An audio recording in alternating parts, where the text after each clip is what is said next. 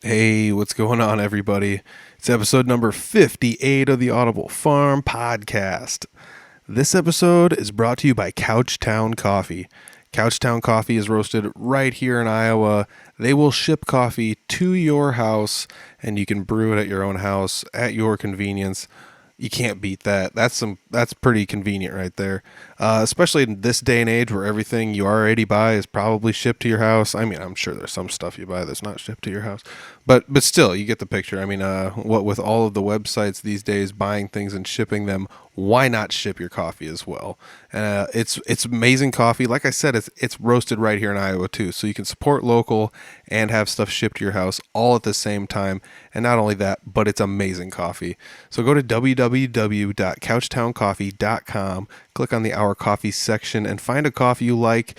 If you make an order this week, October 24th through the 30th, you can save 20%. Why? Because Couchtown Coffee is that cool. If you use the code word SCOTT this week, you can save 20% on your order at www.couchtowncoffee.com.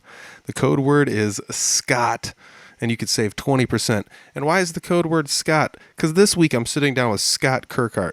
He's a guitarist, singer, songwriter. I didn't know he originally played the drums. I mean, that's one of the fun parts about this podcast is getting to know people and learning that some of the best musicians in the area are pretty talented and not just on one instrument.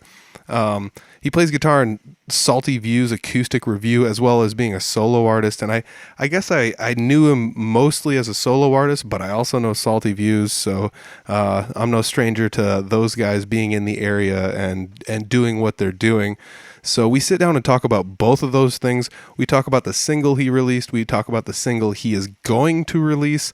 And there's more about that in the podcast. So I'm gonna let that one sit there. But we actually kind of got in touch over the fact that I was looking to get some podcast shirts. And there's more about that in the outro too. But the podcast shirts is kind of how we got in touch. And then it just kind of spitballed. And he said, hey, can I get some stickers? And I said, yeah. So I sent him some stickers. And he put my stickers on a Martin guitar case. So I got to step my game up, you know. Oh, man, I can't believe there's an Audible Farm sticker right next to the Martin logo. That's pretty sweet, if you ask me. So we sat down, we got in touch, sat down, did an awesome podcast. I had a great time sitting down with him. Scott, thanks very much for taking some time out of your day to sit down with me. And hey, everybody, I hope you enjoyed this one because it's really great. It's the Audible Farm Podcast with your host, Peter Stockdale.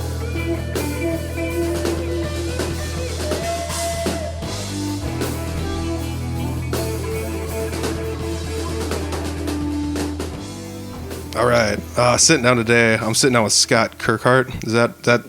I'm always like weirded out by saying people's last names because everybody pronounces them differently. Kirkhart, yep. Yeah, and yeah, believe it or not, I've messed up a couple, but we got it right. Sitting down today with Scott Kirkhart. You and I have gotten in touch a little bit here and there online about getting together to do a podcast, and finding the right time is always hard to do podcasts, but we got together. Yes, we did. Yeah, man. So you had originally, when I was looking to get Audible Farm T-shirts, I think that was the first time you had reached out, and you were just like, I know a guy, and I was just kind of like, ooh, this guy plays music. So it's kind of nice to see that somebody out there that's playing music saw the, hey, I need help with T-shirts and hit me up. Yeah.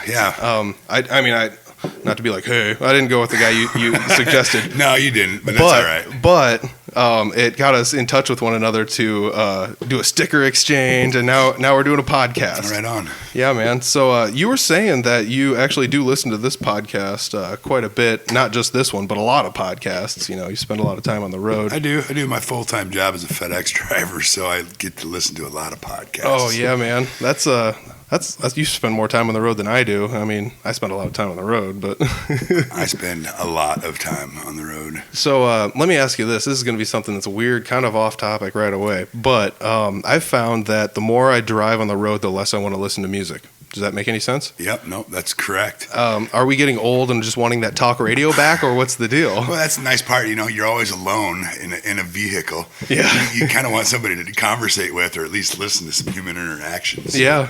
Exactly. I think that's what it is. As weird as it sounds, I took a business communications class recently, and we had to like log all of our communication that we did for a whole week, and it was just like, oh, that's literally like the whole time, like all day long. And then I was like, man, I'm driving in cars listening to podcasts, and that's technically communication because like, Joe Rogan or whoever, Bill Burr, somebody's sitting there talking to me. Any of those guys out there that are doing podcasts, I'm listening to them, so they're communicating with me, whether or not I get to communicate Well, then back. I got on Gene Walker. Recommended one of the podcasts. Disgraceland? Yeah, and I started listening to that. Dude, I'm like, this is awesome. I was listening to that on the way here. Oh, were you really? Yeah. Oh, yeah, it's great. Yeah, there's a new one out. They got a good stuff going there, and that's one of those like big time podcasts. I didn't even know it existed, and I was just like, holy cow, this is so good. And there's a bunch of them. Yeah. I mean, there's something for everybody there, from like SoundCloud rappers to anything. the Rolling Stones to, I mean, you name it. There's something for everybody. When I started writing a lot of songs, my own songs, I got on there and I searched songwriting. And there's podcast upon podcast of songwriting. No way. Oh, yeah. That's cool. Anything that you'd want is on there for a podcast. How did you get started writing your own songs then? Like was that something, okay, like, That was the next thing to do, I guess, in my, I don't know. It was funny. I've always written down lyrics, but I could never piece anything together. So I had these papers that were just literally full of different lyrics, and I could never make a song out of them. But all of a sudden, one day, I was just like, I'm gonna do this. I'm gonna sit down and do this. So, my girlfriend Amy and I we started writing, and I remember it was the first song that we wrote together, and we wrote it in 10 minutes, and it came out we wrote it on an envelope. Dude, yeah, it was that's quick. cool. Yeah, that is insane. I've actually, like, if you ever check out the big bands that had the one-hit wonders, it's like, how did you write this? And they're like, it just came out. Like, it did. I remember like hearing a story once about like Round and Round by Rat. They were just like, we wrote this thing in like one sitting. We just like got together and it was just like and it's just like, okay, we got a whole song here, and it just came out. So that's crazy. And that's how it started, was a guitar riff. And I was like, oh, hey, this is pretty cool. Let's figure out a song. And it was going to be a song about being in love. It ended up being a breakup song of all things. But it's so, dude, that's crazy. And you wrote it down on an envelope. On an envelope, and it took us about 10 minutes. Do you still have the envelope? We do. Yeah. That is so weird. That is so cool, dude. Yeah. Oh man, as somebody who does not write music, that'd be me. I have written music and it's garbage, and it's not garbage, but it's just, you when you put music out there, it's really like you get a little self-conscious because you're like, oh, here's this art, and you're very self-conscious. So I always just kind of hold my stuff back. But you were at least smart enough to like catalog all these ideas you had for lyrics or like little ditties and things like that. Yeah, I was just even driving around in a FedEx truck for 20 years. Dude, I've been with FedEx for 17 years. So, all of a sudden I'll hear a song and then it'll pop something in my mind about this, and I'll just write it down on a piece of paper and then shove it in my pocket. Dude, that's genius. But I've never. Now we got phones. And you're so smart to do that because it's, I mean, I know what you're saying. You have those things where it's just like, dude, this would make a good song lyric or something. Right. And then if you don't write it, it's just like those comedians say, if you don't write it down now, you'll forget. Right. And you always forget. Well, it's always like, you wake up at 2:00 in the morning and all of a sudden you're like, oh man, listen to this song. And you need to write that down because sometimes that's the best song that you'd ever written at 2:00 in the morning. Exactly. You have an inspiration or, something, an idea that throws in your mind at 3:00 in the morning. And it's always right. It's for real, like you said, it could be, you gotta have a piece of paper with you on you, like write down just, even if it's just like a couple lines or like one line and another one, or like the idea, like I've had just like song titles where it's like, dude, I could just hand this song title to somebody else and they could write a whole song about it. That's where Imagine came from, which is, it's a Christian. It was the #1 Christian song out. Then it made the #1 pop charts. I Can Only Imagine, or whatever that song was. Yeah. And after his dad died, and when he was a little kid, he wrote in journal all the time, and here Imagine comes out, or he keeps seeing the word imagine. If I could only imagine, if I could only imagine. Oh man. And next thing you know, here's the #1 song in the country. That's crazy. Yeah. Gosh. Maybe that's what it comes down to, is like actually writing this stuff down, because, our memories are so faulty, and that's terrible. That's one of those things. But it's more easier now than ever, because your phone. Yeah. Just type it in your notes, whatever you got. Or even if you're just playing around at your house, like it takes no data to just turn your phone on and hit record. Right. As if you hear something that you've played before, you could probably refigure it out. But, you know, like if you just play it once and be like, I'll remember this tomorrow morning, you won't remember it. Never remember it. Or it just won't feel as good because you don't remember it the way you remembered it the night before. You know? So, and that's, you know, that's genius. I don't know how many hours I spend playing in my basement with recording equipment. Like this little portable digital recorder thing I got. Like, it's just sitting there. I should just be recording everything I play. Yep, and even if it's the dumbest idea or you think it's the dumbest idea, it could be the coolest idea ever, you know? You don't know. That's the thing about you put it out there and you're like, I don't know if I really like this song, you know? And then it's a hit. Yeah, I mean, I had heard about people doing that kind of stuff. I mean, this is gonna sound kind of weird, but I remember reading in a Guitar World magazine that like Megadeth was making their own studio, and the whole thing was like, no matter where you were at, you could be like sitting in the crapper playing a guitar, and it would be recording whatever was coming out of the amp wherever it was at, you know. And there was just like 24/7 audio recording on every single piece of equipment. So no matter what you did, it would get recorded and somebody could listen back to it and be like, oh, dude, you played this at 2 a.m. when you were here and it sounded great or whatever. Check this out. Yeah, you know. And so that was like that just made me think kind of like a parallel to this. Why not just turn something on while you're playing? Well, that's kind of how I remember started was, you know, it was just we started writing it. And the next thing you know, it just came off and I'm like, oh, this might be pretty good. And then I contacted Brett Hofing. He's a buddy of mine, really good friend. And he getting into heavy recording, you know, and doing a lot of recording now. Yep. Yeah, he's doing really good too. Oh, he's great. Yeah. The guy's a genius when it comes to stuff like that. I think he's self-taught too. When he talks gibberish to me, I mean, he's like, well, we need to take the 6K out of this one and this, blah, blah, blah. And I'm like, huh? The deeper people get into that, I'm just like, I got no clue. Yeah, I just play guitar and sing, man. What do you want? So I was like, hey, I want to record this. So he came over to my house and we just recorded it, you know, and then I got on TuneCore. You can send it to TuneCore, and next thing you know, it's on Apple Music. Sweet. And then I had a buddy said, I really want to make a video. Let's make a music video out of it. So, dude, cool. Tim Fox out of Albert City, he owns TFC Photography. He says, hey, let's do this. So we got together and made a video, and now we're at like 35,000 views now or whatever it is. That's insane, dude. Yeah, it's crazy. That is so crazy. Man.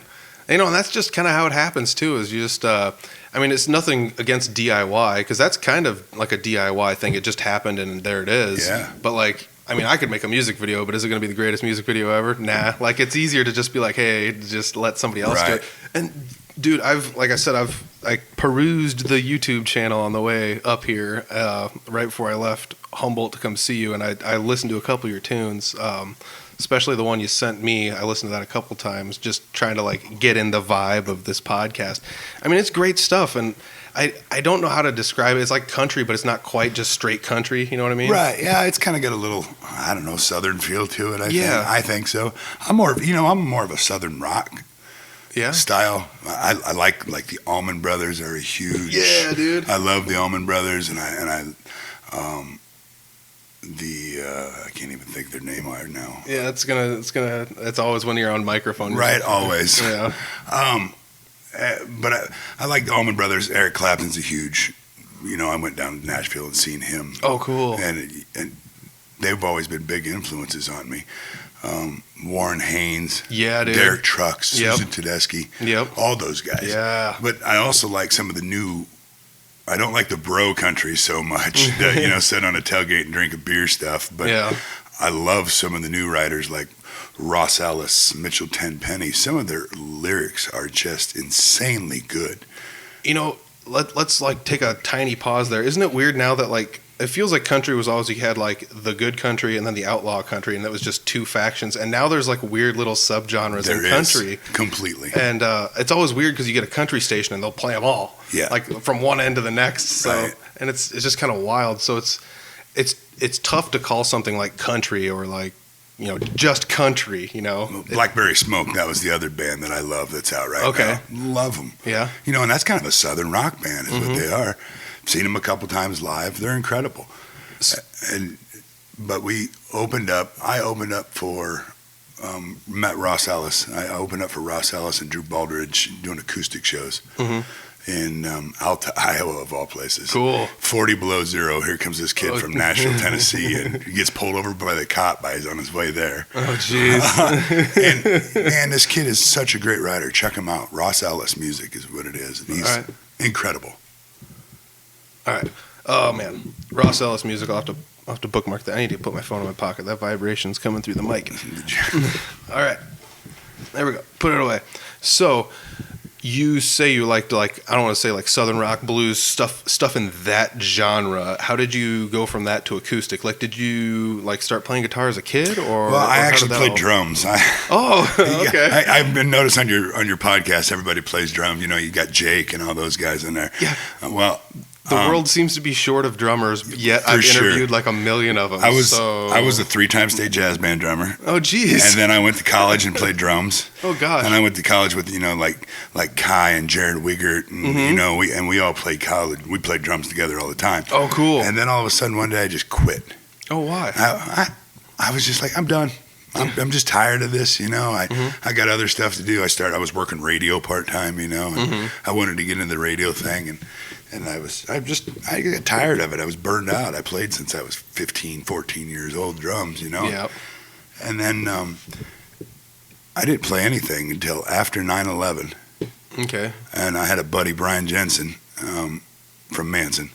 He was stuck in Florida, you know, after the whole 9/11 thing, and you couldn't fly anywhere or anything like that. And he says, "Man, if I ever get back, let's buy guitars and let's learn how to play." So we bought a guitar and we bought chord books and we started learning how to play, and that's just how it ended up doing that. Dude, that's awesome. Like, the buddy system is one of the coolest things ever, because that was what kind of drove me to get beyond just like playing what's written down and actually like improvising and doing your own thing.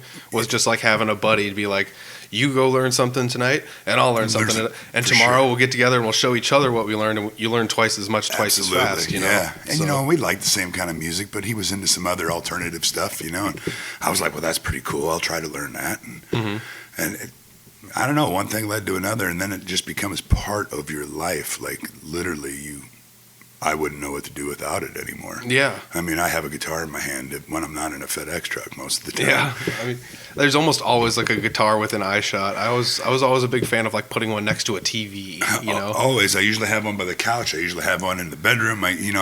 There's always a guitar sitting around somewhere. Yeah, it's always fun. Like, I never realized how much I actually sit down and like play my guitar, but like I will just like be like doing homework or whatever I'm doing, sitting at a computer, and then it's just like you just turn to the right and you're like, I'm gonna pick up this guitar quick, and then you just like play, even if it's just 10 minutes, 20 minutes. Sometimes it turns into like an hour, and you're like, oh, I gotta put this thing down so I can go back to, you know. It's weird because it just starts soaking up your time, and I never thought when I was younger I was going to like enjoy it as much as I do now. Right. Yeah, well, it becomes a part of you. Like, you don't. That's what it is for me anyway. I mean, it's literally like I'm sitting here watching TV or whatever, and I got a guitar in my hand, whether I'm just noodling around with my fingers or playing chords or doing whatever with it. I mean, I always have one on my hand. Okay, so let me ask you this. Is the accessibility of the guitar one of the appeals? Because you can't just like sit there with a drum set in your hands, like waiting to I mean, you can sit there with sticks and just always beat on stuff. Well, you know, as a drummer, sorry all my drummer fans out there, but they never got any good-looking chicks, so. No, that wasn't it. It was, you know what, I remember drinking and having a good time and in a buddy's garage, and he would play guitar, and we just kind of circle around him and sing songs, and you know, and I always wanted to do that. So that's when I decided I was just going to learn how to do it. And then came the internet. Yep. And well, you know, 3 chords, you know, every old classic rock song there is. Yep. I mean, and that's kind of how it started. Yep. Dude, that's what it is. When I teach guitar lessons to like beginner guitarists, and that's one of the first things I show them when I show them like a handful of open chords. Is I'm just like, all right, here's like any song by Tom Petty. Check it out. You can play the whole thing. Yeah. You know, and it's just and you just start like showing them stuff. And they're just like, oh my gosh, I didn't know this. It's like Sweet Home Alabama. Yeah. Oh my gosh, I can play. Yeah, you can play this. Right. You know, and that's one of those things that like once they get through that initial like, all right, we got to learn what notes are and where the chords are at, and then it's like, oh wow, actually. You know, because they don't know that the internet can like open up all this stuff to you, but like that's all I'm trying to be is like a conduit, you know. So that's all I did is I just kind of set it around and played acoustic around the house, you know. And I think I'm 43 now, and I think I was 35. And I got my kids. My kids are older, you know, and now they are. So I was like, you know what? I'm gonna join a band. You know, I'm gonna see what I can do. So a bunch of us got together from Manson and started this Sweet Lowdown is what the band was called, and it was a classic rock band. And Oh, it was Val Kettleson and Matt Kettleson. Pat Ackerson played drums. Jesse Bianchi, Brian Jensen, and then myself. Mm-hmm. And we loved it. It was fun, you know. It was just a good time. And then, of course, over the years, we played probably 2 summers, I think, 2 or 3 summers, I think. And then everybody just kind of got busy and kind of tired of it. And you know how bands go. We kind of got tired of each other after a while. And so we just kind of disbanded. And then I was sitting there like, man, I don't want to just sit here now. Mm-hmm. So at the time, I was like, I'm going to try to book a solo show and see if I can do it. Mm-hmm. And man, I was so nervous that first show. My legs shook the whole time, you know. And I think back at that, you know, that I'm like, oh, dude. That's all I keep thinking is just like, how do you guys that play solo acoustic guitar? How do you do it? You know, it's like even somebody that doesn't sit there and do as much finger picking and diddling and stuff. Even if you're just playing open chords and singing, like I don't know. Like it's not impossible. I've done it one time, and exactly like you said, I was just like the whole time you're like, I don't want to throw up. Like you just right. Oh yeah. I mean, scared to death. Yeah. And I'll never. At that point in time, I wanted to become a better guitar player. Mm-hmm. So I kind of surrounded myself with people that were a lot better than me. Yeah. You know, like Chris Carr and Jeremy Ober. Smart, yeah. And they taught me a lot, you know. And so even Chris, you know, came out to different solo gigs and played with me. Oh, cool. And we did like a tandem, a duet type deal for a while. And that was fun. But you know, I really kind of, and then you learn how to become, we're all good musicians, but you learn how to become an entertainer when you're a solo person. Yeah. Because you have to entertain the crowd. Otherwise, you're just another guy up there singing. Yeah. playing tunes. That's like the one thing I always thought was like, I'm perfect for sitting in the corner and playing and having people ignore me.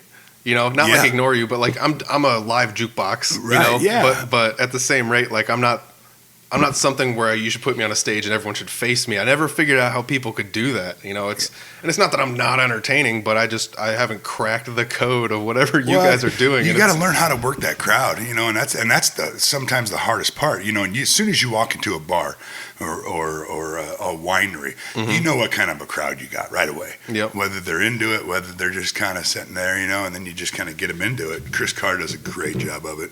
Yeah, Ober is a great friend of mine, and he's got that style of music and personality through his music, mm-hmm. where his music kind of demands your attention when you listen to it, you know. Yeah. I mean, it's kind of like, whoa, listen to this, you know. Yeah. And that's what the cool vibe is about. All right. Okay, so my recorder was full, but we're back. We're talking about Jeremy Ober. You were saying, like, you know, everybody's got to have this own style of being themselves or interacting with the crowd. And we were talking about Jeremy Ober just kind of having this style all of his own. And I think it's like you said, a lot of it's just people's personalities, just like amplified plus music. Absolutely, you know? Jeremy does a nice job. Where I mean, first of all, he's an incredible writer. You know, my favorite song that he does is "Atmosphere," and it's not even recorded yet. I'm like, dude, you got to get that recorded. You know, I'm sure he's got a bunch of them that I don't know how many he does have recorded. I know Brad's working on a few of them. So good. Yeah. It's insane. It's insane. And then you got goofballs like my good buddy Clint Riedel. I love the guy to death. You know, and he's a hell of a writer too at his own. I mean, he does his own thing. And he's insanely good. You know, he knows how to work a crowd. Yeah, exactly. Well, that's an example of what I said. If somebody's not just out there just doing all these finger picking fancy stuff on the guitar, Clint's a good example of that. He's like just insanely good entertainer. You know, he's got songs that people can relate to. Right. They're about sentimental things. They're also comedic. Yeah. He's funny. Oh yeah, he's hilarious. You know. And on top of that, like if you go talk to him, he's like the nicest guy you'll ever meet. Oh, totally. Yeah, we partied a lot. It's so crazy to sit and think about that. Like one of the last podcasts I did was with Chip Evans. Chip said, God, how did he word it? It was like music takes all kinds of people, and that's like a good example of that. Was you just named 3 extremely different people with 3 extremely different styles of portraying themselves on stage, and they're all amazing musicians. Right. You know? Yeah, all of them. And so, and that's just around here. I mean, imagine what it's like out elsewhere. Yeah. You know, I mean, and you know, Ober does his own thing. He's great. Brutal Republic is awesome. Yeah. You like tonight, we're going to go see Trevino.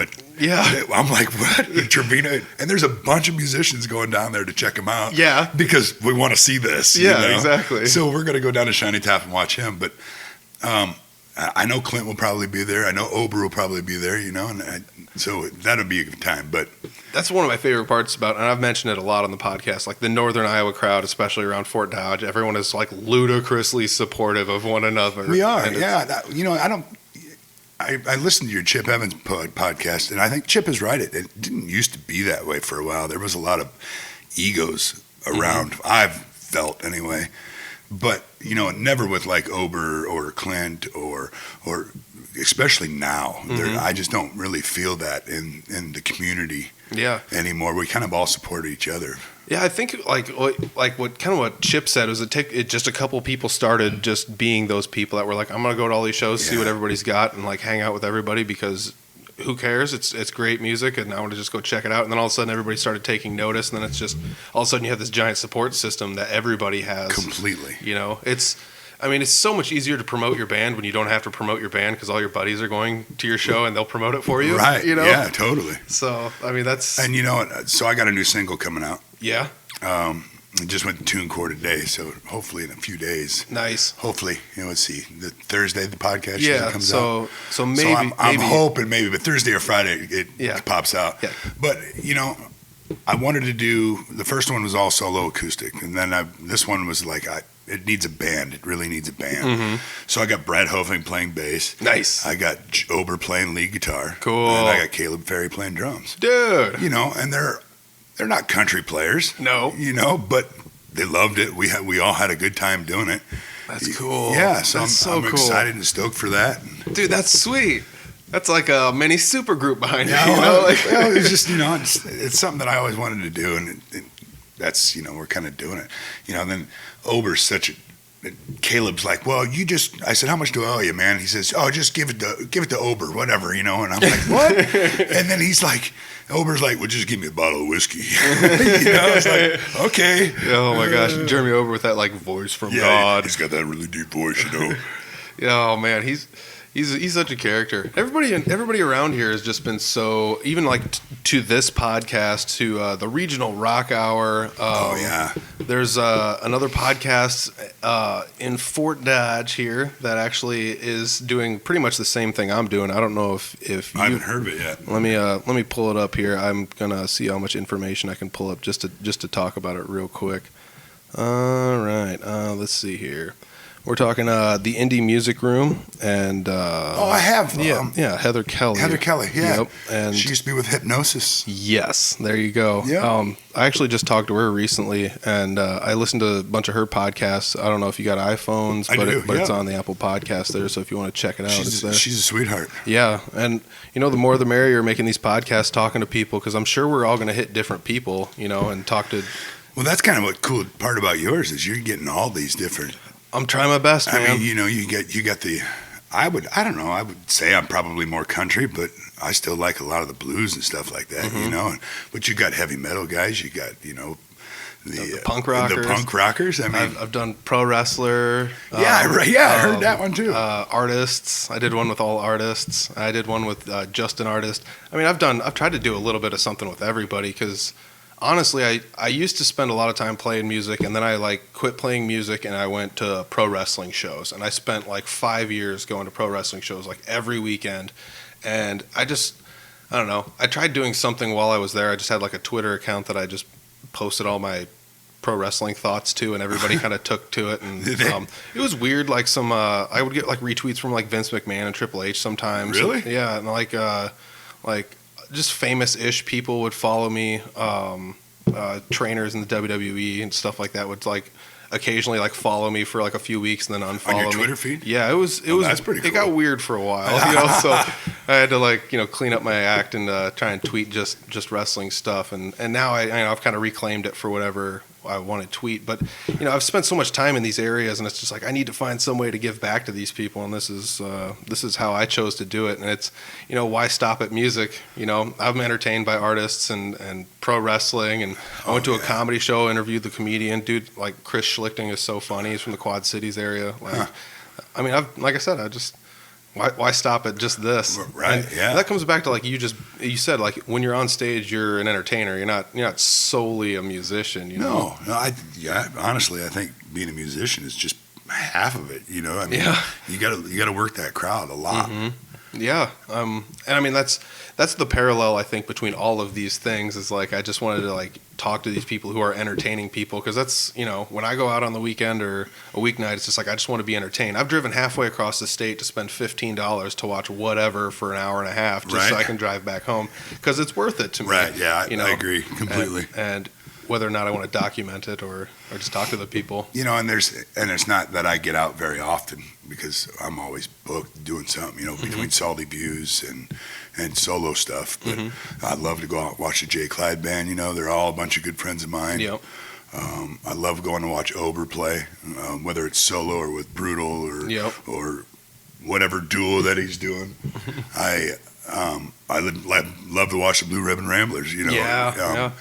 Jordan's another one that's a great one. He's doing a solo thing just with Clint right now. Those guys are so fun to watch. Yeah.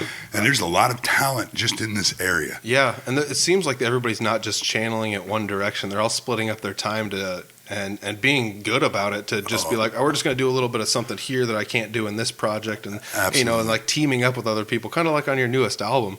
I want to talk to you about Salty Views, but before we do that, you have an album coming up. It's going to be available very soon, if not when this podcast drops, the next day. Yeah, my new single will be out. It'll be on Apple Music, iTunes, all that.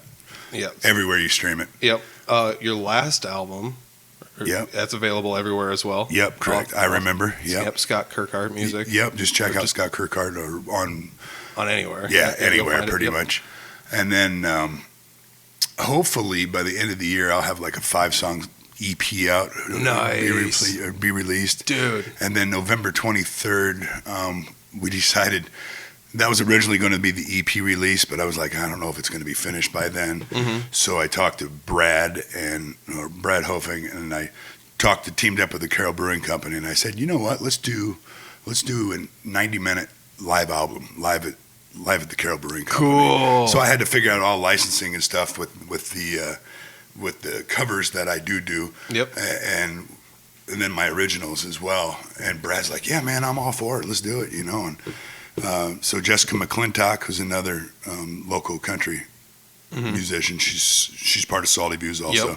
Yep. And she's so good. She's going to open the night from 7 to 8, and then I'll take the stage about 8:30, and we're going to do it till 10. So awesome. What night was that?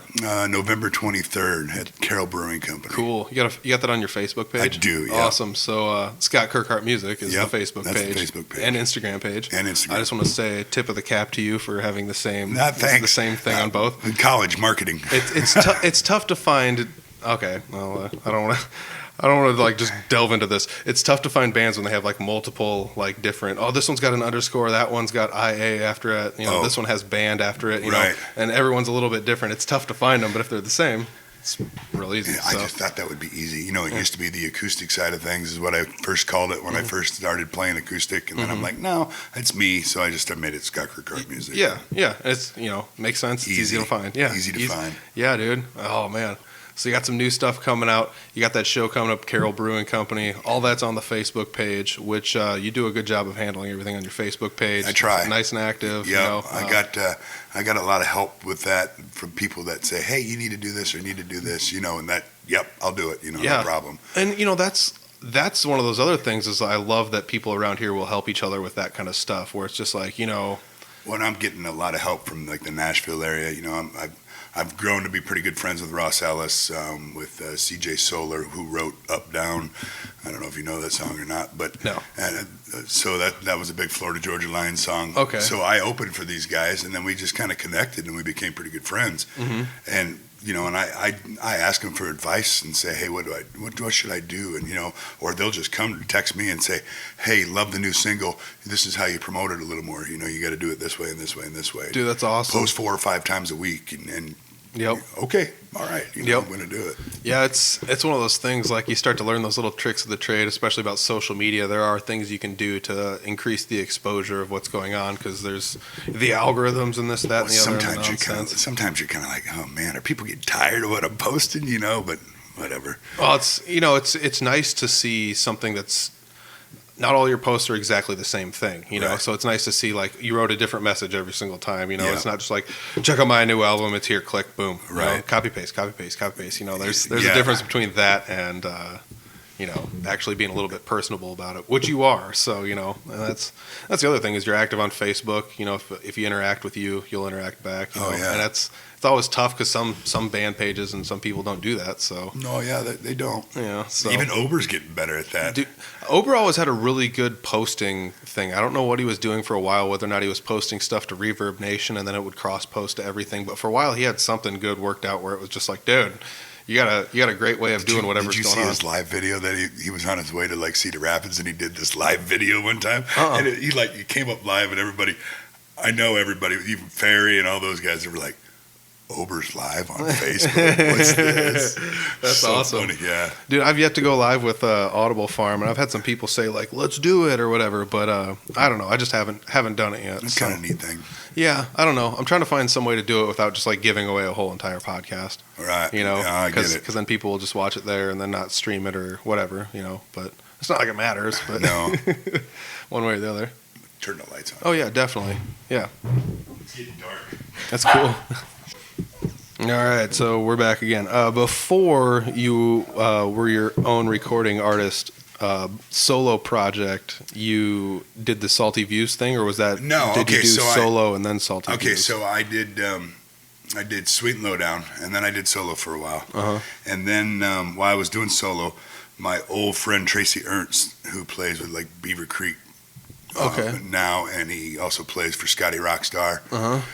He came up and says, "Hey man, we should try starting a band." And we kind of talked, and I was like, I don't know if I want to get back into a band again. Well, then we ended up. So it was Tracy Ernst, myself, Dan Urban, who used to play with Cheap Drinks. Okay.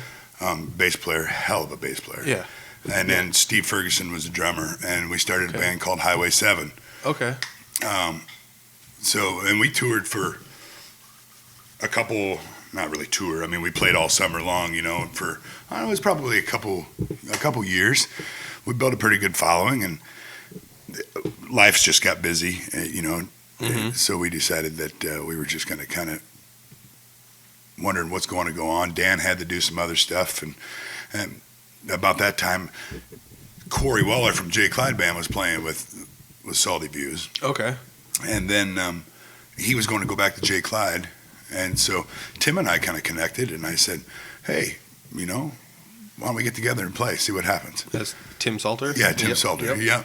So we did, and I've been with Salty Views ever since. So I'm going on 2 years now with Salty. That's cool. That's Yeah. really cool. They're one of those bands that's been around 20 years. Yeah, I was going to say, in maybe not in the exact capacity they are now, but in some fashion or another. Right, yeah. It started with Tim or Tim Salter and Mike View. Uh-huh. And then that's how the Salty Views thing came about. Okay, I get it. And they started when it was 5-man acoustical jam came out, I mean, that was the cool thing to do with the acoustic revolution. Yep. So they started that, and then they met a waitress, Kelly Daniels, got into it, and then the next thing you know,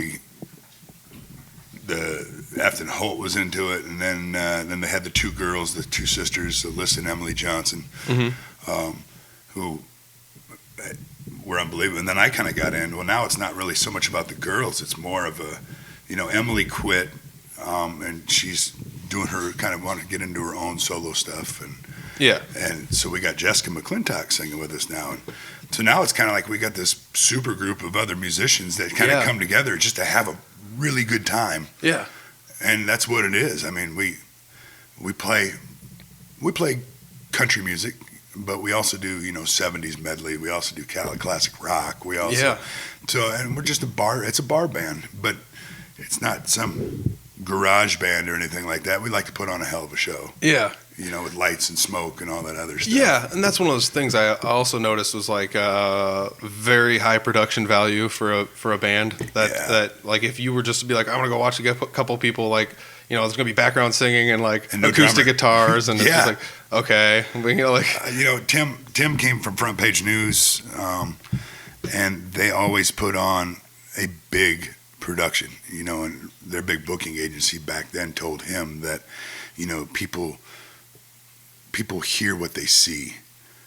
Dude, that's powerful. So it is a production. I mean, the background, the smoke, all the lights, and that's what's kind of fun about it, really. Yeah, dude, that's brilliant. And that's almost like another take on it, because like everyone's got their own take on exactly what music should be. I mean, like if you want to go to like the super shreddy metal guys, it's just like all black backdrop. We're just gonna have white lights and we're just gonna shred. Right. Like you maybe strobe them a couple times, Yeah. And so they're like, just watch me play. I'm gonna stand still and just listen to all this stuff. Completely like the opposite end of the spectrum from what you're talking about right here. Yeah. Where it's just like, dude, we're gonna play and we're gonna wow you, but like there's gonna be smoke and lights and the whole 9 yards here. It's not like a low rent thing where you're just gonna go see a band in the corner of a bar. We want to put on a mini concert in a corner of a bar, basically. Dude, that's cool. That's cool. Yeah, I like that idea. Just like you take the big concert feel, and just smush it down into like a bar. Yeah, and it all fits into a minivan. That's the crazy part. That's even more mind blowing. Yeah. Oh, that's a bunch of people that grew up playing Tetris. Like. You should see us loading the van at 3 a.m. That's crazy. And like has it always been that kind of an attack for the band, or did they always not have a drummer? Or they've always not had a drummer. So no, there was when they first started, when it was Mike and Tim. When they first started, it was no lights, no nothing. It was just two guys playing up on stage, playing acoustic guitar. Mm-hmm. Well, then over the years, then they added lights, and then they got subwoofers into it. Well, then Tim bought this porch board, so. And all it is a foot pedal bass is what it is. Okay. With a condenser mic, and it's ran through a 31 band EQ, and it sounds killer through the subs. Amazing. Yeah. Jeez. So and then the girls play tambourine and maracas, and shakers. Mm-hmm. It sounds like a drum set's in it. Yeah, that's so wild, dude. And that's like doing a lot with very little. It's Absolutely. Like, that's one of those things where it's like fun and experimental at the same time. It's a niche. Yeah, it's not just you could pull it off with just two guys in acoustic and end up. Oh, here's the rhythm. You can kind of get it, and like one guy can do a little bit more of the, and the other guy can do a little bit more. But that's wild to sit there and think that like you don't have a drummer, but you can combine all these things, and it kind of sounds like a drummer, and it's like you don't need the drummer, and you don't even miss the drummer. Nothing against drummers. Well, don't get me wrong. We would, now we're like, well, maybe we should get together and get a drummer and a bass player. We already got two guitar players, mm-hmm. and make a full band out of it, And we're like, well, maybe somewhere down the road. Yeah. But right now, we're just having fun doing Dude, what we're doing. Yeah, that's what it's about, too. And it sounds like you guys are having a blast. We do.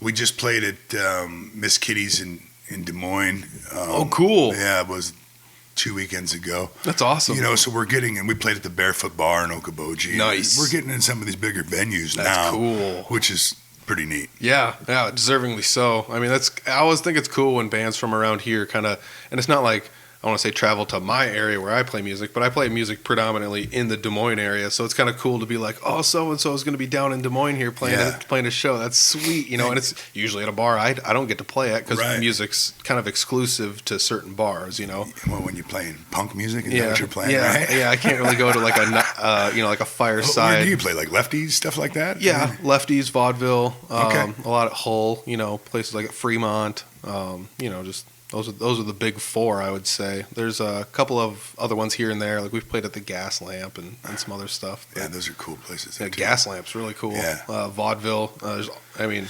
There's some cool places in Des Moines for the live music. Yeah, it's it seems to have like died down a little bit for like original style music, but at the same rate, not really, because as like the deeper I get into the music scene, the more I realize like, oh, dude, there's like funk and those kind of bands out there that are like tapping into a market that I didn't even know existed, with a whole line of bars that'll like sign them up to play funk music in a heartbeat. Yeah, and people love it. And I want to just be like, it's these guys, but like Dick Danger Band is one of those bands that's just like always busy. It seems like playing shows, and it's like, man, these guys got a completely different zone of stuff that's being played, even from the cover bands and all of us. There was one band I see. It was Ben Miller, the Ben Miller Band.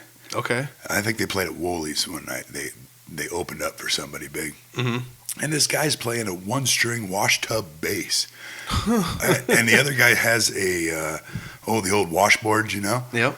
And it's all electrified. He's got lights on his gloves, and it sounded incredible. That's crazy. Yeah, it was neat. I wouldn't call it country music. I think it was more kind of a techno almost to it, but Dude, it looked like wild. It was weird. That's super cool. That comes back to that innovation. I feel like music nowadays is really going to kind of start to. I mean, you're going to get people that grew up with like dance music and techno more predominantly in today's age. They're going to be more software driven and like, I can do all this stuff with just a keyboard and a beat boop machine, and right. and like you're going to mix that with guitars, and it's going to get pretty wild. Some of those DJs anymore, they're insane what they do. Yeah, it's pretty wild. I've been listening to a lot of bands that I think they call it like math rock is what the term Is for that it what is. it's But called? like, there's people that are like, they won't strum the guitar once. It's just like palms across the strings, and they're just tapping and going nuts. And like the whole time, there's like a beat going in the background. But even in country music now, a drummer always seems to have like a laptop right next to us. Yeah. And they have the opening tracks to the song. Yep. And then all of a sudden, boom! Here comes the full band into it. Yeah. Hey, I've got nothing against drummers mixing electric stuff with their drum set. I think that's like the coolest it's thing kind of ever. neat. Yeah. I mean, especially some of the newer stuff that they're coming out with. It's really, really neat what they're doing. Yeah, I remember going and seeing a band when I was like 16 or 17, and they were doing some of that stuff, and it was just like it was just one of those things where like each pad made a different noise, but like there's sound effects in the song that needed to be there, but they don't have a backing track because it takes too much time to load a backing track into everything and play to it. So they were just like, all right, you just have to hit these pads at the certain time, and hey, there they are, the little wicked chickas and stuff like that. Yeah. The drummer played it. It's always been innovation because I think that, like even the old ski band back in the day, but Yeah. Gene Walker and those guys, and Gene's wonderful, man. Yes. He's great. I mean, he's a very, very good friend of mine. And I was just, even then they were kind of innovated back then, and the new synthesizers came out. They were playing keyboards at times, and then they had some killer electric riffs in there, Yeah. And then Phil was playing. I remember looking at Phil going, oh my God, he's so good at guitar, and that was a long time ago. That's the other crazy thing is like I haven't spent as much time in the scene up here or even down in Des Moines, really, for that matter. I haven't spent as much time in the scene, period, as like most of the people I'm interviewing or the people I'm talking to. So I'm like kind of getting these glimpses into what happened when I wasn't around and didn't play music or didn't go to shows around here, so Yeah. it's kind of like bittersweet to hear these stories about stuff like that. Oh man, back in the day, the ski band was the band to go to. Exactly. Everywhere. And I know that from like growing up, and it's just like ski band. Everybody knows ski band. Or the cave band. There's another one. Yep. I mean, the cave band was a big band I too. remember the cave band too growing up. Yeah. And it's just one of those things where like, you'd always hear about these bands growing up and just be like, oh, I should go see these guys, and you never end up going to see them. It's like, well, now I can't because they're not around anymore, and it's just, it sucks, but it's kind of cool to like at least be like, dude, you guys transcended genres and everything else to become like weirdly local superheroes because I didn't even go to shows and I know who you guys are. Absolutely. And I feel like that might even be coming back a little bit. I think so. I think it is. Because, like, let me ask you this. Like, as far as playing solo shows, you would know more than I would as far as availability of places to play. Has it increased lately or no? Yes. With the rise of breweries and wineries? Yeah. Absolutely. Okay, so breweries and wineries might be one thing that's kind of driving it. Yeah, I would say so. That and, local bars are getting into it. It's a lot easier to book somebody solo. Acoustic. Yep.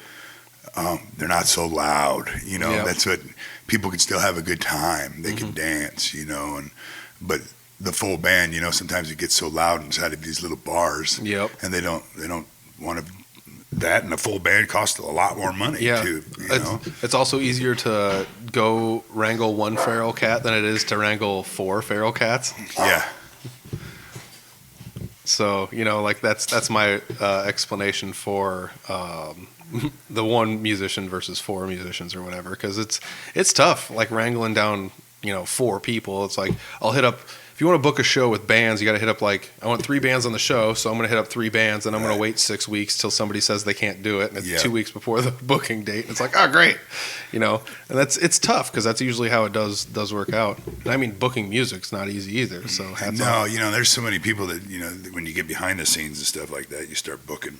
And you book everything yourself, and that's a lot of work in its own, dude. It is. And then you got you build a lot of contacts and a lot of friends that way, and you meet a bunch of new people, which are great. But yeah, that's a lot of work in its own. Yeah, even making good, honest money is tough sometimes, because it's like, I'll play at this place and they agreed to pay me this many dollars, but it's like they're gonna, they're busy, and it's like almost, I just got done playing. I'm gonna wait to get the paycheck, but like obviously when I'm done, everyone's gonna turn around and go to the bar and get, so I can't just like walk up and be like, hook me up. Yeah, I'm out of here. Can you hook me up with money now? And it's like, so you have to sit there and like, just be patient. It's like you will learn this weird, odd. Maybe it's not even that weird, but it's like the protocol of how to act when you're doing these certain things, as far as like booking a show, receiving your pay, etc. Whether it's, some people will do it before, some people do it after, just based on whoever it is. But like, it's tough too. Like I've tried to book shows out of like my area, like as far as like, Omaha's a tough one to break into, because like I was talking to some bands from there, and they say like most of the promoters know like what nights people are coming out to where to see what music, because there's enough music in Omaha to do that.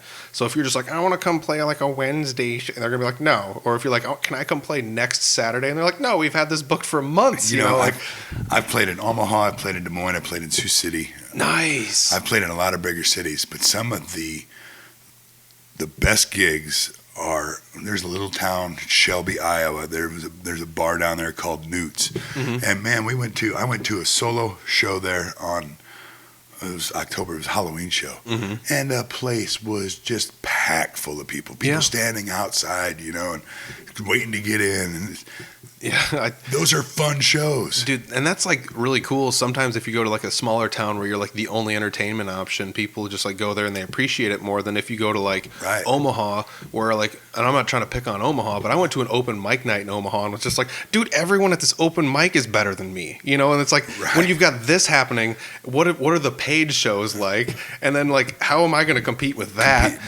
So yeah, I don't know, and those cities are great to get out to. Hopefully this winter I'd like to head down. My sister lives in Tampa, so I'd actually like to head down that way. And my nephew lives, and he's like, I'll book you all kinds of gigs down here if you want them. I'm like, yep, let's do it, Dude, that'd be awesome. Yeah, that would like a little 2-week run. Yeah, a little mini tour. Yeah, you can make like a tiny little run of T-shirts where it's just like, I played these days or whatever. So like that, and that's like one of those other things that's kind of cool, is you can do stuff like that with the ability to have those extra contacts that you have. I wish I knew people in like other states and stuff like that, or it's just so much tougher to book a punk band that might offend people than it is to the one-man acoustic jam type deal. Right. Yeah, I suppose. I don't know, it's kind of like the country. You have your country crowd, you have your punk crowd. You just kind of got to cater. But there's probably more of a country crowd, my guess. I don't know. Yeah, maybe in the Midwest. Yeah, probably. In the Midwest, you go out to the LA scene or something like that. Maybe not.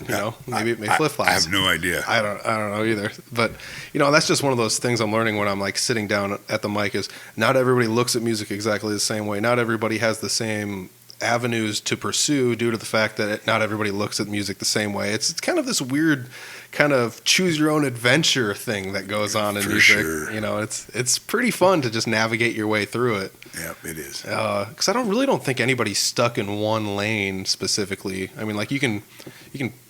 I'm in a punk band and a metal band, but I also play like blues music on the side. Like when I play stuff I play, it's blues inspired. So it's like, how does it work out that you're in a metal band and a punk band? Blues, I think it's because like that's what everybody first learned on. It's easy. Probably. Yeah, I would suppose so.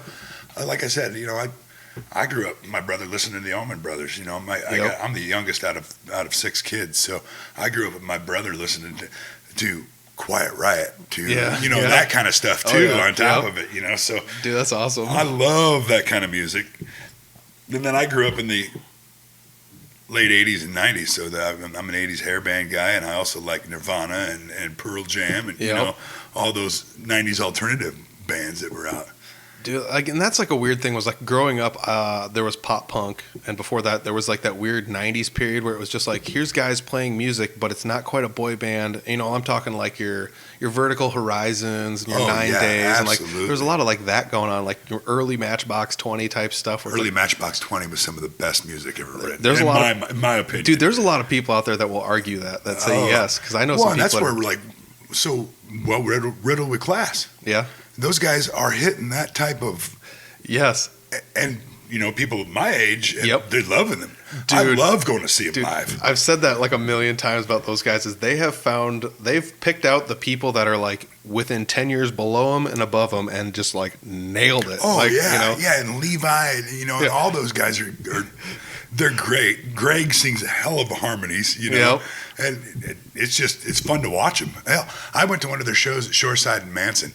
And I was out on the dance floor most of the night, you know, and I was like, man, I'm tired of dancing already. Dude, there's going to be some good shows at Shoreside and Manson coming up. I think I've seen the Halloween show. Are they playing the Halloween show this year? Yep, they do the Halloween show. And we play there, I think, November 15th.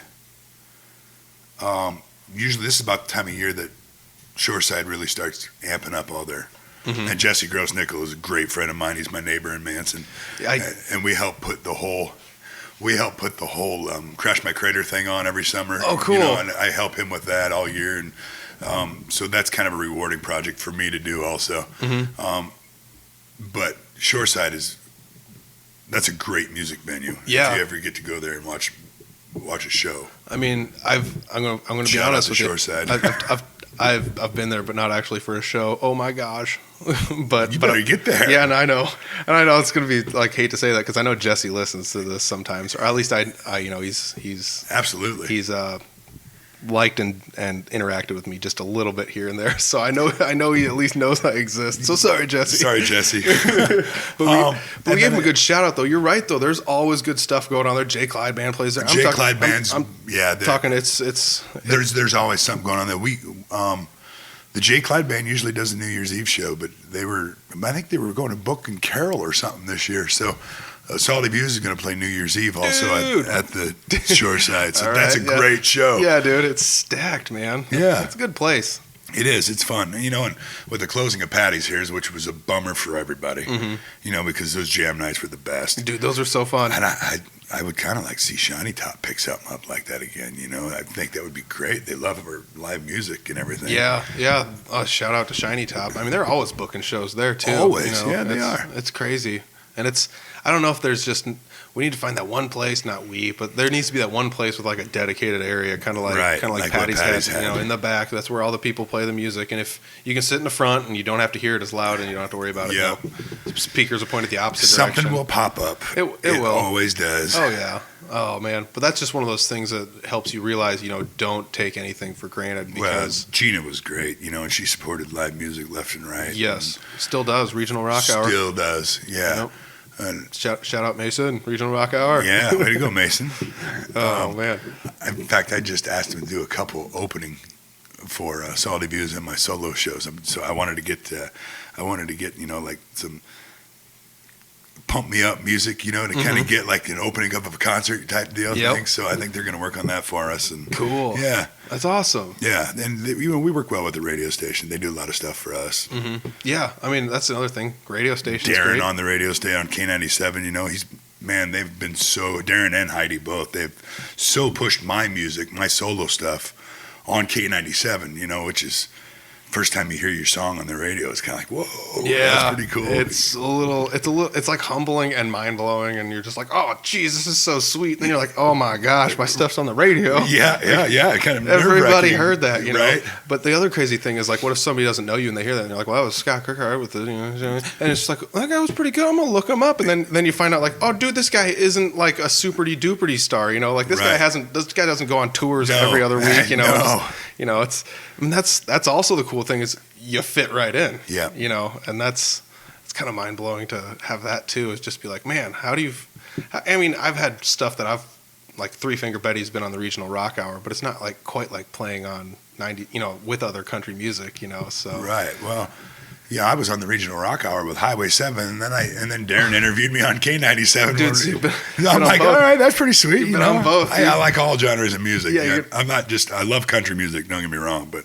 And that's like one of the things just sitting down here with you is like, I kind of realized I didn't know you before we sat down, kind of pegged you for like a country guy, and then like instantly was like, oh, this guy's not just like all about country, and then you started like, oh, I like 80s music and stuff like that. I was like, holy crap. And then, like you were talking like when your heyday was the stuff from like Nirvana through those like Matchbox 20 eras. Right. So it's like, I mean, you lived through a whole completely different set of stuff than what, was force fed to you when you're in your younger years, like the 80s metal and stuff. Stone Temple Pilots, and I love that music. Dude, yeah. And I mean, that's kind of what it was. When I grew up, most of my friends went to school, so I ended up hanging out with people that were older than me because it's easier than just jumping down and still hanging out with high schoolers. You don't want to be that dazed and confused guy. Right.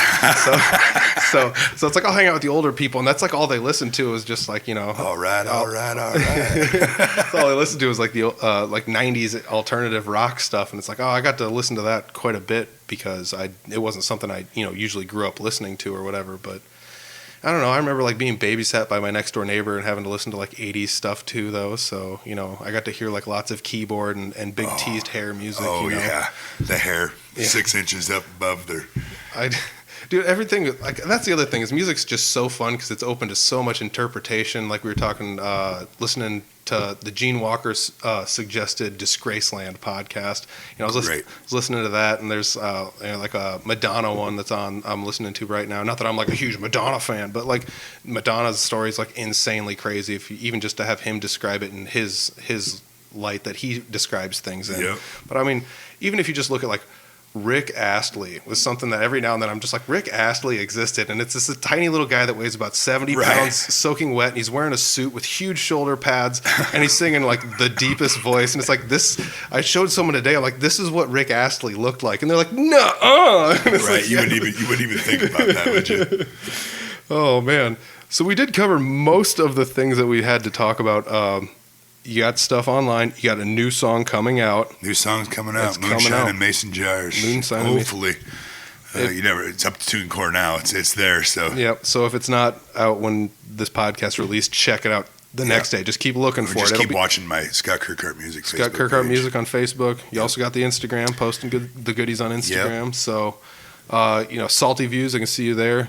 Check out a Salty Views show. Check out a solo show. Yeah. Facebook. You got all the events on Facebook. You got a website? No, not yet. Not yet. I've been, kind of putting it off, but I probably need to put one on there. Just buy a domain and just sit on it. And I know Scott Kirkhart Music is open. I've already looked at it. So. Sweet. Snag it up. Right. All right. So, we got most of the stuff covered. You want to give any shout outs that we haven't talked to anybody about quite yet? Because, what? Just in general, I'm just going to say that everybody around here and around this area, there's so many excellent musicians, period.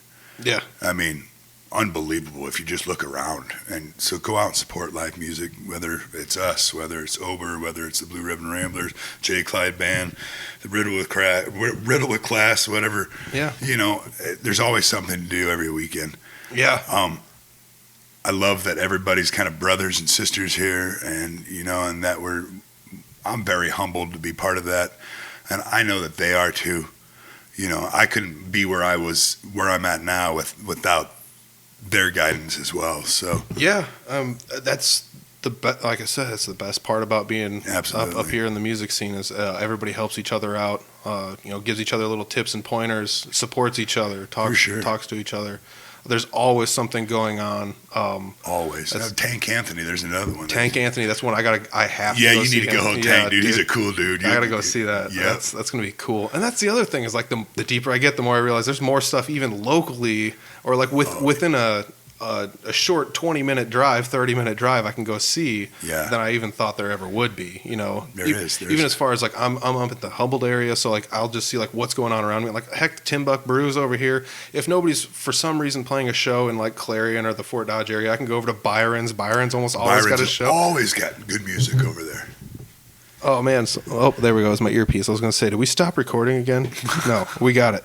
But yeah, one of the greatest scenes out here. I'm always happy to interview and talk to people from around the area. Have you had Byron on yet? I have not. I've talked to Byron though, and you know, I asked Byron if he wanted to be on the podcast, and he says, "Cool, free publicity, peace."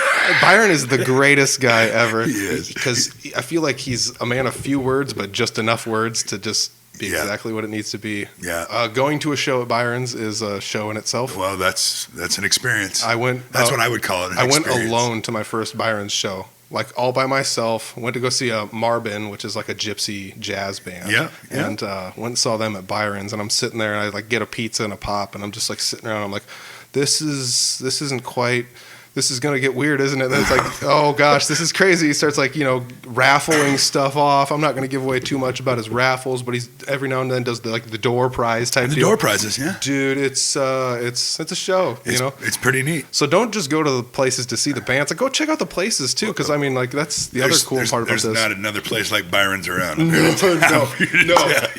I went to Byron's, and a guy, like the first night I was there, a guy on a motorcycle with Alaska license plates showed up with a dog on the front, a live actual dog, and he just pulls up and parks it, and the dog is just hanging out there. Yeah, like.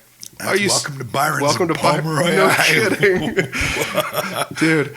Oh, it's so great. I love this area. I love everybody up here, just constantly supporting each other. Well, it's kind of like us now. I mean, we're gonna go see Mr. Trevino, yeah, the bass player, go and play some acoustic stuff. So. Heck yeah, that's coming up quick. So I'll tell you what, let's wrap this baby up and let's go check them out. Sounds good. All right, thanks for checking. Thanks for sitting down with me, Scott. I really appreciate it. Scott Kirkhart. Thanks for having me. Absolutely. Oh yeah, that was a great one. Scott is such a great guy.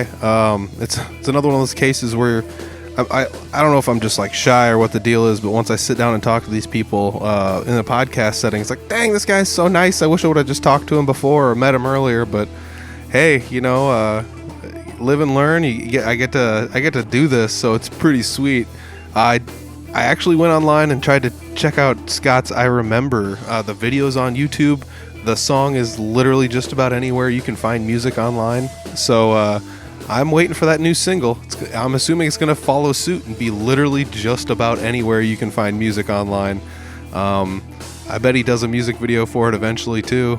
So I'd subscribe to his YouTube channel. There's links to all that down below, so make sure you check that out. He posts frequently on Facebook, so check that out as well. He's always keeping everybody updated with shows he's got coming up and ideas. There's some videos on there as well as on his YouTube channel. So check it all out.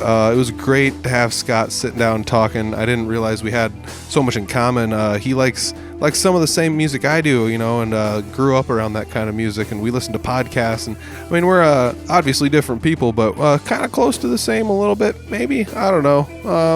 It's just kind of neat. Real nice guy. I'm glad I got to sit down with him, and I'm glad you guys got to hear a little bit of his story. Hopefully, you can join us again sometime.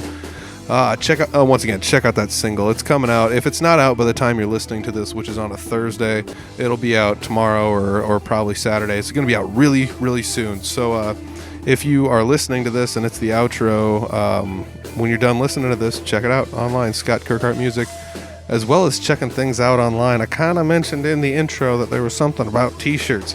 If you didn't hear already, we've got some Audible Farm podcast t-shirts. They are amazingly soft t-shirts. Every time I tell people, like, oh, they're soft, and then I deliver one, and they're just like, oh, man, these really are soft. I told you they were soft. That was one of the things I really, really wanted, was to make sure I got some nice soft t-shirts. Nothing worse than wearing a t-shirt that feels like an onion bag or something like that. Right now, as a matter of fact, if you want a t-shirt, you can go to Audible Farm on Facebook, and there's a post there pinned right to the top, and it says, win a free Audible Farm t-shirt. So you can go there, check it out. We're doing a Halloween giveaway. All you got to do is like the post, comment on the post, share the post, and I got one of every size saved on the side here, and whatever size the person wants, small through extra large, I will ship it to your house at no cost to you. Just to say thanks. It's one of those cool things. I didn't ever think starting this that I would ever get any merch ever. It was never my intention. And then it was just kind of like, why don't you have t-shirts? I don't know why I don't have t-shirts. So I got some t-shirts. I got a small batch of them, and they're almost gone. But yeah, it's kind of crazy. I guess I didn't realize there was that much demand. It's pretty wild. So thank you guys very much.